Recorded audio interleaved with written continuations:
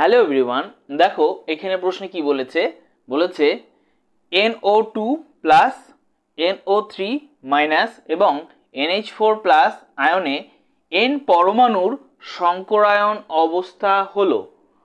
এগুলোর সংকরায়ন অবস্থা কি সেটা বের করতে বলেছে। তো কি করে বের করব? তো এটা বের করার জন্য আমি তোমাদের লিখিয়ে দিয়েছিলাম বা তোমাদের বইও আছে একটা সূত্র, কি H is equal to half of V plus X plus A minus C, তাই না?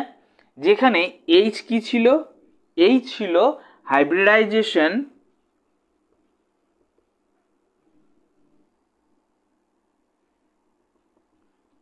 নাম্বার, তাই না? Hybridization number. ভি কি? ভ্যালেন্স শেল ইলেকট্রন, তোমরা প্রয়োজনে লিখো valence shell electron of central metal, right? কেন্দ্রীয় পরমাণুর যোজ্যতা কক্ষের ইলেকট্রন সংখ্যাই হচ্ছে গিয়ে ভি। বোঝা গেল? এক্স কি? এক্স হচ্ছে গিয়ে নাম্বার অফ মনোভ্যালেন্ট অ্যাটম বা একযোজী পরমাণুর সংখ্যা। কটা একযোজী পরমাণু রয়েছে সেটাই হচ্ছে গিয়ে এক্স। বোঝা গেল? এ কি? এ হচ্ছে গিয়ে অ্যানায়ন। অ্যানায়ন থাকলে যে কটা অ্যানায়ন রয়েছে সে কটা। সি কি? ক্যাটায়ন, যে কটা ক্যাটায়ন রয়েছে সে কটা। বোঝা গেল? ওকে, দেখো আবার এইটা মনে রাখতে হবে আমাদের সঙ্গে সঙ্গে, যদি এইচ এর মান 2 হয়, যদি এইচ এর মান 2 হয় তবে হাইব্রিডাইজেশন হবে sp। বোঝা গেল? যদি এইচ এর মান 3 হয় sp2, যদি 4 হয় sp3, যদি 5 হয় sp3d, যদি 6 হয় sp3d2, এরকমটা হয়। বোঝা গেল? এটা প্রয়োজনে কিন্তু তুলে নাও। যদি এই যে হাইব্রিডাইজেশন নাম্বার এর ভ্যালু যদি 2 বের হয়, তার মানে তার হাইব্রিডাইজেশন কি বা সংকরায়ন কি না sp। 3 হলে পরে sp2, 4 হলে পরে sp3, 5 হলে পরে sp3d, 6 হলে পরে sp3d2। বোঝা গেল? তাহলে পরে আমাদের এই একই রকম ভাবে দেখো sp2 আছে, তাহলে আমাদের কি বের করতে হবে? প্রথমে যদি হাইব্রিডাইজেশন নাম্বার বের করি এবং তারপরে এখানে আমাদের মানগুলো বসালে বুঝতে পারবো। ঠিক আছে? তাহলে চলো বের করি। প্রথমে আছে NO2 প্লাস, তাই তো? এখানে দেখো কি বের করবো? H বের করবো, তাই তো? তাহলে প্রথমে হাফ দিয়ে নিলাম ভি। ভি কি? কেন্দ্রীয় পরমাণুর এই যোজ্যতা কক্ষের ইলেকট্রন সংখ্যা, তাই তো? এখানে NO2 প্লাস এর কেন্দ্রীয় পরমাণু কি? নাইট্রোজেন। এবং নাইট্রোজেনের যোজ্যতা কক্ষের ইলেকট্রন সংখ্যা বের করতে হবে। নাইট্রোজেনের যোজ্যতা কক্ষের ইলেকট্রন কটা আছে? 5টা থাকে। ঠিক আছে? 5টা থাকে। কিরকম ভাবে চলো দেখি। নাইট্রোজেন এর অ্যাটমিক নাম্বার কত? নাইট্রোজেনের অ্যাটমিক নাম্বার হাইড্রো, হিলি, লিথি, বেরি, বোরন, কার্বন, নাইট্রোজেন 7, তাই না? তাহলে কিরকম ভাবে থাকে? 1s2, 2s2, 2p, 2p3, তাই না? তাই তো হলো 2, 4 আর দিকে 3 মানে 7। এবার যোজ্যতা কক্ষ মানে কি? সব থেকে বাইরের কক্ষ। সব থেকে বাইরের কক্ষ মানে এই যে এটা। এখানে টোটাল কটা ইলেকট্রন আছে? এস এ রয়েছে 2টা আর পিতে রয়েছে 3টা, তার মানে 3 2 যোগ করে দিলে 5। তাহলে যোজ্যতা কক্ষের ইলেকট্রন কটা? নাইট্রোজেনের 5। অন্য যেগুলো আছে সেগুলো কিন্তু ঠিক একই রকম ভাবে বের করতে হবে। ঠিক আছে? যোজ্যতা কক্ষের ইলেকট্রন। তাহলে আমরা পেয়ে গেলাম কত? 5, তাই লিখেছি 5। এবার এক্স কি? Number of monovalent atom. ঠিক আছে? মনোভ্যালেন্ট অ্যাটম বা একযোজী পরমাণুর সংখ্যা। দেখো এখানে কিন্তু একযোজী পরমাণু নেই, এটা তো অক্সিজেন। অক্সিজেন কি? দ্বিযোজী পরমাণু। একযোজী পরমাণুগুলো কি কি বলেছিলাম? হাইড্রোজেন, তাই তো? ফ্লুরিন, ক্লোরিন, ব্রোমিন, হ্যাঁ, আয়োডিন, এরা কি ছিল? আমাদের একযোজী পরমাণু। বুঝতে পেলে? বা এক্স এর ভ্যালু, তাই তো? এক্স আর কি, যেটাকে এক্স দিয়ে রিপ্রেজেন্ট করছি। তো এখানে আমাদের যেহেতু অক্সিজেন রয়েছে তাহলে একযোজী পরমাণু নেই, তাহলে কত হবে? 0। ঠিক আছে? তারপরে কি আছে? অ্যানায়ন। অ্যানায়ন তো নেই। অ্যানায়ন কথা মনে হচ্ছে নেগেটিভ চার্জ, এখানে তো প্লাস আছে, তার মানে ক্যাটায়ন। তো এখানে দেখো অ্যানায়ন নেই, 0 দিলাম। ক্যাটায়ন আছে, কটা আছে? একটা, তাই -1। ঠিক আছে?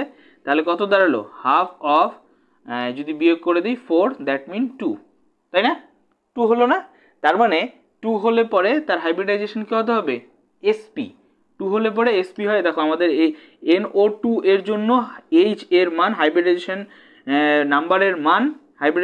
নাম্বারের মান কত এসে 2, তাহলে পরে কি হবে এসপি। দেখো 2 হলে পরে এসপি হয়, সেই লিখলাম এসপি। তাহলে বোঝা গেল, তাহলে এটা হচ্ছে গিয়ে তাহলে আমাদের এসপি, তাই না, লিখে রাখলাম। পরে দেখি, পরেরটা আছে NO2 সরি N3 মাইনাস, তাই তো, NO3 মাইনাস। ওকে, একই রকমভাবে H ইজ ইকুয়াল টু কী হবে, সেই হাফ, এবার তো নাইট্রোজেনই আছে তাই না, কেন্দ্রীয় পরমাণু নাইট্রোজেন, তাহলে এর ক্ষেত্রে যোজ্যত কক্ষের ইলেকট্রন কত হবে, আগেরটারই মতন কত হবে 5। একযোজী পরমাণু নেই 0, দ্বিযোজী পরমাণু তো লাগবে না।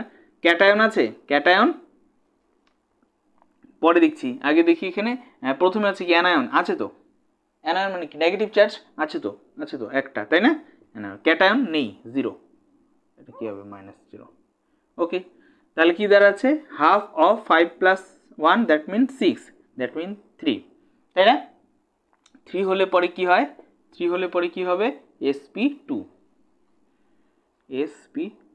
তাহলে এটা কি হয়ে যাচ্ছে তাহলে আমাদের sp2, বোঝা গেল। পরেরটা দেখি,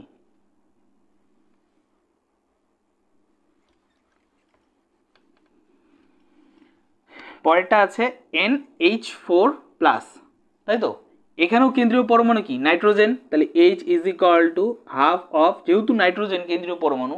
আচ্ছা, কেন্দ্রীয় পরমাণু কোনটা হয় মনে রাখবো কি করে বুঝবো কেন্দ্রীয় পরমাণু কোনটা, যেখানে মনে রাখবে, এই যে যেমন NH4, এটার মধ্যে সব থেকে কে কম রয়েছে, এখানে তো H 4টা রয়েছে, N একটা রয়েছে, তাহলে N কিন্তু কেন্দ্রীয় পরমাণু।